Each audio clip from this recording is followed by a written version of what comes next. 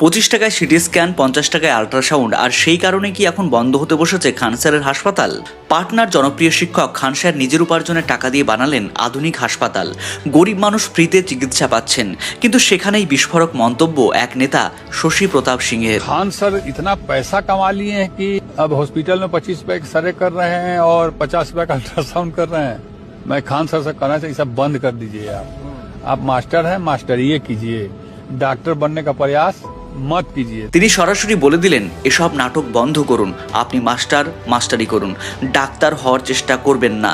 তার দাবি খান স্যার নাকি সস্তা জনপ্রিয়তা পাওয়ার জন্য এইসব করছেন। মানে একজন মানুষ নিজের টাকায় গরিবকে সাহায্য করলে কি সেটা নাটক? সস্তা চিকিৎসা কি তাহলে কারো গায়ে কাটা দিচ্ছে? সাধারণ মানুষ প্রশ্ন করছে, আমরা গরিবরা 25 টাকায় সিটি স্ক্যান করলে কার সমস্যা? আসলে কি কেউ সস্তা চিকিৎসা আটকাতে চাইছে?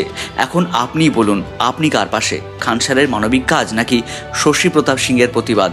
কমেন্টে আপনার মতামত লিখুন, ভিডিও শেয়ার করুন, সত্যটা সবার কাছে পৌঁছে যাক।